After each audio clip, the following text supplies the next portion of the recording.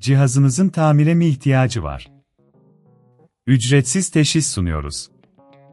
Kapınıza kadar alıyor ve teslim ediyoruz, telefon veya seyahat gerekmez. Tamir öncesi size fiyat teklifi gönderiyoruz ve sadece onayladıktan sonra devam ediyoruz.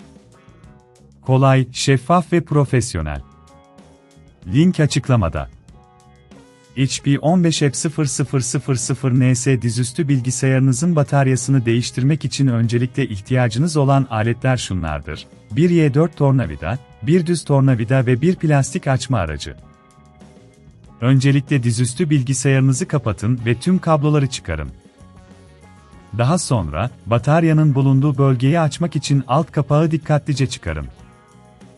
Y4 tornavida ile alt kapağı tutan vidaları sökün. Vidaları güvenli bir yere koymayı unutmayın. Alt kapağı çıkardıktan sonra, bataryayı göreceksiniz. Bataryayı yerinden çıkarmak için, üzerindeki bağlantıyı dikkatlice çekin. Eğer bunun çok zor olduğunu düşünüyorsanız, evden alın ve teslimat hizmeti sunduğumuzu unutmayın. Bu sayede, bilgisayarınızı tamir için bizimle iletişime geçebilir, telefonla uğraşmadan veya seyahat etmeden süreci kolaylaştırabilirsiniz. Yeni bataryanızı yerleştirmek için, eski bataryayı çıkardığınız gibi bağlantıyı yeni bataryaya takın. Bataryayı yerine oturttuktan sonra, alt kapağı tekrar takmak için vidaları yerleştirin. Düz tornavida kullanarak vidaları iyice sıkın, ancak fazla sıkmamaya dikkat edin.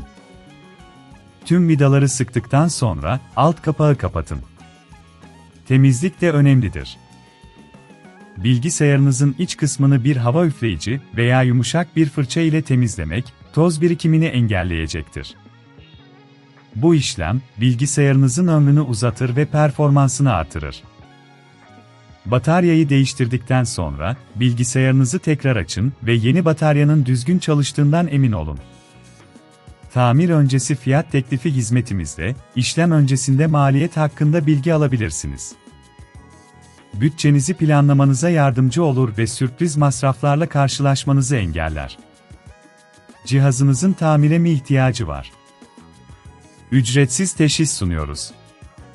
Kapınıza kadar alıyor ve teslim ediyoruz, telefon veya seyahat gerekmez. Tamir öncesi size fiyat teklifi gönderiyoruz ve sadece onayladıktan sonra devam ediyoruz. Kolay, şeffaf ve profesyonel. Link açıklamada.